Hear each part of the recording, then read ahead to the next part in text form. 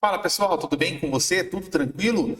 Vamos falar mais um vídeo aqui hoje, um pouquinho mais sobre o ALZR, fundo que tem tanto galpão logístico quanto galpão industrial. Trazer um pouquinho mais sobre como que está essa alocação, como vem seu portfólio de maneira geral e se nesse momento ele vem sendo atrativo aí, tanto pela relação dividendos quanto pela relação preço ali também, beleza? Antes de mais nada, eu pedi para você deixar um joinha, se inscrever no canal e também ativar o sininho. Assim você vai estar sempre recebendo os vídeos aí na sua tela, beleza? Bora pro vídeo!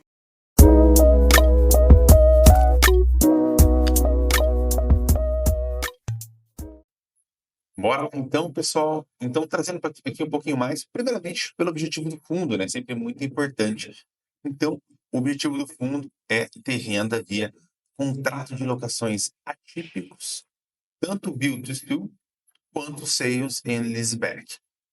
A diferença entre os dois, pessoal, de maneira básica aqui, build to suit, ele é uma construção feita diretamente para um ativo específico. Então, vai fazer uma construção de um imóvel justamente para aquela finalidade na qual o locatário está fazendo. E a segunda, pessoal, do sales and leaseback é basicamente na qual o imóvel ele já existe, então o fundo faz compra do imóvel e a partir daí ele faz a locação no qual aquela empresa específica vai buscar o imóvel. Beleza? Então, assim, para vocês terem um panorama também, como que está atualmente, hoje o fundo conta com 16 imóveis no seu portfólio, dos quais os inquilinos são em 10 setores distintos. E também a área bruta locável são 128 mil metros quadrados. Uma área bem grande e vencimento em 8 anos e meio dos contratos. Vou trazer um pouquinho aqui abaixo, tá bom? Olhando então para essa questão dos contratos, pessoal, é bem importante frisar isso. Então, hoje a gente vai ver que o principal locatário é a Dupont, com 18% aqui. A FENSA ocupa 12%. A Puer Domus ocupa 10%. Então, o fundo ele é bem pulverizado na questão de inquilinos. Ele não está concentrado em apenas um inquilino, então isso é muito importante. O que tem que sempre olhar, pessoal, é se você tem 2, 3 fundos dentro da sua carteira e enxergar, por exemplo, eu mencionei no vídeo ali do PAT L11, que tem a BRF, aqui também tem BRF, tem o fundo também, o do Viú, que eu também mencionei, vou deixar tudo na descrição aqui, que também tem o Grupo Globo, tem aqui. Então, é só importante para não dar essa redundância dentro de locatários e surgir algum problema dentro da sua locação, tá bom? Então, como mencionado ali no fundo, 100% dos contratos estão atípicos. Isso é bem importante olhar, bem importante se configurar por isso. Ele foge um pouquinho ali da legislação, só que ao mesmo tempo ele vai trazer contratos que vão ser renovados de maneiras distintas da legislação. Beleza? Olhando aqui agora um pouquinho mais para a localização desses imóveis, pessoal. Hoje, então, 80% está na Grande São Paulo e mais 8% no estado de São Paulo. 12% está no estado do Rio de Janeiro. Então, muito mais concentrado ali dentro do estado de São Paulo, beleza?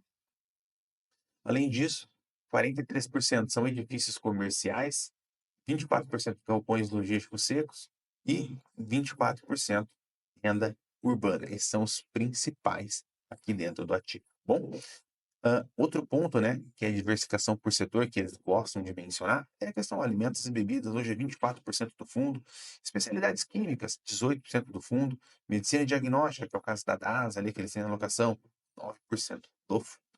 E também aqui o vencimento dos contratos. Vou dar um zoom para que vocês vejam um pouco melhor essa questão do vencimento dos contratos, que é extremamente importante, sempre gosto de frisar isso.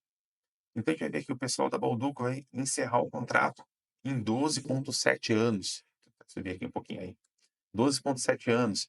A Sky, televisão, 12,4 anos. A DASA, Sumaré, quanto a outra DASA, 12,2 anos. Então, são contratos mais longos. O contrato mais curto tem dentro do fundo é da Atento, que vence daqui 2,7 anos. Então, a média de contrato está em 8 anos e meio. Isso é muito bom, traz bastante segurança para o fundo, porque por mais que haja ali uma vacância dentro do fundo, caso venha acontecer uma rescisão de maneira antecipada, o fundo também vai receber um valor referente a esse processo antecipado. Tá bom? Isso é bem importante frisar. Um outro ponto aqui, pessoal, sempre gosto de mencionar a questão do endividamento do fundo, né? Tem que ver o nível de alavancagem, quanto que uma vacância pode pesar diretamente no fundo, porque é dessa forma que a gente vai entendendo o quanto pode ter de pode prejudicar ali os dividendos. Afinal, a gente está aqui nos fundos imobiliários para ter a renda.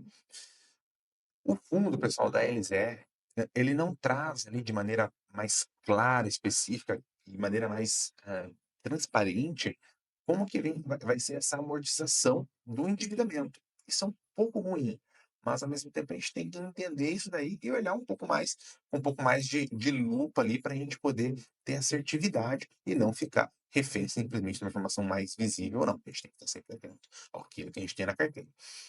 Dito isso, pessoal, o que acontece? O fundo, então, ó, ele tem alguns endividamentos, são dois aqui no caso, que aqui tem o fluxo de amortização, né? 2023, 37,7 milhões, 2024, 6,1. Um outro CRI também aqui, ó, 2023, 6 milhões, 2024, 8,7 milhões. Beleza. Só que aqui ele está passando o valor do ano, quanto vai ter de pagamento naquele ano. A gente é importante olhar um pouquinho mais, dar esse zoom para a gente poder entender. E quando a gente dá esse zoom, pessoal, olha o que acontece. O patrimônio líquido do fundo, ó, ele está aqui em 1 bilhão e 44. Então, o que a gente vai ter que olhar? Qual que é a obrigação que tem, ó, por securitização de recebíveis imóveis casa e pensa? Então, são 142 milhões. Qual que é a obrigação por securitização de recebíveis da Dupont? 127 milhões, que são exatamente esses dois aqui, ó, Dupont, CRI Dupont e CRI Dasa Coca-Cola FENSA. Quando a gente vai ver isso daqui, pessoal, a gente está falando ali de um total de quase aproximadamente 270 milhões de endividamento. Ele está representando ali hoje, né, na casa, o fundo, o patrimônio líquido, ele já está absorvendo esses valores, né? Mas então ali ele representa na casa ali entre seus 20 a 25% do fundo. Lembrando que o endividamento ele já abate na hora que você vai trazer para a linha de patrimônio líquido. Patrimônio líquido já está absorvendo isso. Beleza, pessoal? Olhando aqui agora para a parte de receitas e despesas, bem importante, né? A gente vai ver que a receita, ao longo do ano, ela veio aqui, ó, bem linear. Só no mês de janeiro foi um pouco mais forte. Depois, agora, nos últimos meses, também mais forte. Isso devido ao contrato de reajuste de aluguéis. Por isso que ele aumenta esse dividendo, desculpa, essa receita. Mas basicamente, pessoal, a gente vai ter essa oscilação ali no comecinho do ano, devido também a uma questão de IPCA, entre outros aspectos ali, que estavam vindo mais baixo. Quando há o reajuste, a gente vê segundo semestre de maneira mais forte. 2023, como foi um IPCA mais baixo, basicamente vai ter um reajuste mais baixo também para 2024. Beleza? A gente vai ver a despesa, ela cresceu também na mesma proporção, a gente vê que a receita saiu dos 800 milhões, 800 mil reais, desculpa, para 1 milhão e 100, natural, aumento de despesa também, porque você tem outros custos atrelados ali, tá bom, pessoal? Outro aspecto bastante importante é o seguinte, então a gente vai entrar aqui por resultado líquido, a gente vê um resultado maior aqui já, e que isso vai possibilitar, né, um dividendo maior, não só agora, mas ao longo do tempo. Hoje aqui os seus 83 centavos, aqui anteriormente 81, 82 centavos. Ele vai aumentando aos poucos para não deixar o fluxo de caixa prejudicado. Pessoal, um ponto bem importante, tá bom? Quero comentar com vocês. É o seguinte, hoje, né, antes de entrar no PVP, tá vendo o valor que tem aqui em cá? 21%. O que acontece, pessoal? Muita gente pensa assim, o fundo está demorando para alocar, o fundo está demorando para alocar. O que é importante a gente olhar sempre é como que está o resultado de caixa ao longo do período, né? Você pode ver que ele está linear, não está tendo uma queima de caixa direto. Por que eu falo isso? Porque quando o fundo ele vai fazer essas alocações, pessoal, a subscrição dele faz 4 meses, faz pouco tempo. Qual que é o problema? Você vai fazer esse processo de locação, você, né, você fazer a compra do imóvel, há um trâmite, uma demora dentro do processo burocrático brasileiro de compra de imóvel. Então, não é da noite para o dia que você consegue fazer toda a parte legislativa, toda a parte ali burocrática, né, advocatícia, para poder deixar o imóvel bem lastreado. também não é da noite para o dia que faz o contrato de locação. Então, é natural, pessoal, que haja uma demora ali dentro mesmo, devido a essas questões um pouco mais burocráticas. Lógico, quanto mais celeridade, ou seja, quanto mais rápido for, melhor. Mas se caso não acontecer isso, é importante a gente compreender e ir acompanhando o passo a passo ali da gestora dentro do relatório mensal, beleza? Outro ponto importante, pessoal, entrando aqui agora na parte de valor patrimonial, a gente vê que o PVP está em 1,1. Então, ele está com 10% a mais do que o valor patrimonial. Então, será que faz sentido entrar nesse momento? Será que não faz? Você vê projeção de futuro? É bem importante, porque você já está comprando um fundo imobiliário que está acima do preço. Então, é importante a gente frisar isso para que não compre e tenha uma depreciação. E, ao mesmo tempo, se caso comprar, valorizando, você entender que isso está fazendo parte do processo. Beleza? É importante frisar isso. Então, a gente vai olhar para tudo isso e enxergar que hoje o fundo ele tem uma liquidez média diária de 1.600.000, uma liquidez muito boa, né? E também uma participação em FIIs de 0,95. Olhando para dividendos, pessoal, a gente vê esse dividendo ó, na linha aqui, ó, verdinha, que é o 2023, um pouco mais crescente, um pouco maior do que o 2022, a linha laranja. Tá bom? Isso é bem importante, e inclusive se você for ver o de dezembro, ele já está maior do que o de janeiro. Então, o fundo ele está crescendo no dividendos. Isso é muito importante. Os contratos são longos, isso traz mais segurança. Aqui, foi um dividendo extraordinário. Tá bom, pessoal?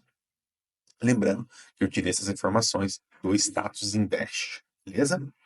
Agora, a informação que eu tirei aqui do Mais Retorno, para a gente ver o histórico do fundo, eu acho sempre muito importante, porque a gente tem que sempre olhar para a consolidação das coisas.